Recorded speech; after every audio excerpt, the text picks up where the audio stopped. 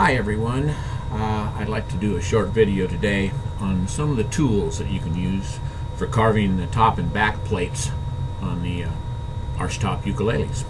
This is my top for the pineapple model tenor that I'm going to be doing, and I'll be using this to demonstrate how to carve the plates. My number one tool right here is that I use for most of my work is a 4-inch angle grinder with a 36 to 24 grit sanding disc on it. With this particular tool, in 20 minutes I can carve the top or back to about 80%, and then I'll go to my hand tools. So I find this to be handy if you have a bend towards that direction.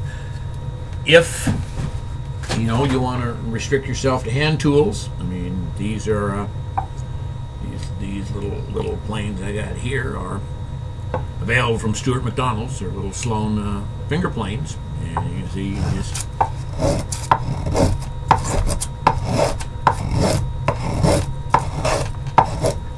can hog out a fair amount of wood relatively quickly. This particular size is a palm plane. Is basically designed more for archtop guitars or cellos, but these two little ones are what I use commonly to carve things.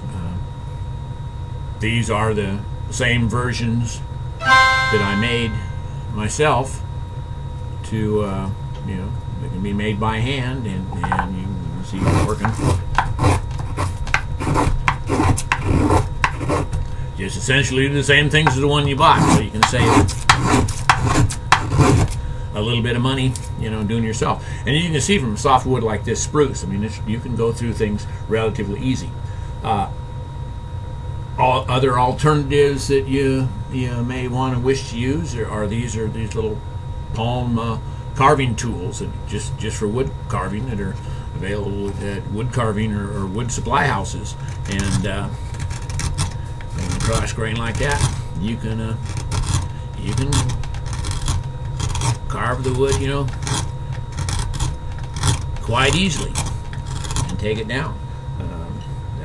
That's a little narrow thing. That's one like this that carve along in here. Just kind of chip it out, but those are perfectly serviceable and usable too. I mean, the same variation of this these are our Japanese tools that I bought in an art supply store, and I think they were $10 or $12 for a set of a dozen of them of different shapes, but they're shaped much like the palm tools, and similar kind of idea. You can just scrape out the wood relatively easily. So they're variations on that. Another tool that's good, easily available, is the Sureform Shaper by Stanley, available at Home Depot or other big box stores for $6 or $7, and are quite useful for carving more of the outside of the thing. You can take them like this and just carve the outside curves. They're also quite useful for carving necks. So there's a possibility. For the final finishing, the final graduation of the tops, both inside and out, I'm using a French curve scraper, standard tool, and works very well. And if you're going to be using scrapers, what you do need to have the burnishing tool to put the edge on it. On the tool, and that's available from Stuart McDonald, so you can get that. But this is very handy. They got instructions on how to use it and stuff like this. But if you're going to use a scraper, it does need to be sharp and things like this.